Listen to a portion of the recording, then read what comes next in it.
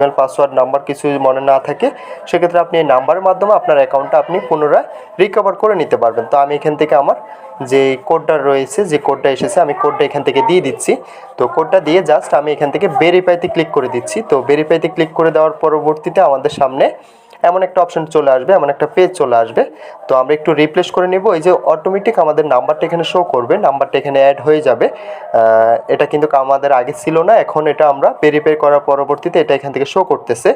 তো সেক্ষেত্রে আমাদের অ্যাকাউন্টে আমাদের এই রিকভারি ফোন নাম্বারটা এটা অ্যাড হয়ে যাবে। আমরা একটু রিপ্লেস করলে দেখতে পারবো, এই যে দেখতে পারতেছেন যে রিকভারি ফোন নাম্বারটা এখানে অলরেডি অ্যাক্টিভ হয়ে গেছে। তো পরবর্তীতে আমরা এটার মাধ্যমে অ্যাকাউন্টটা রিকভার করে নিতে পারবো।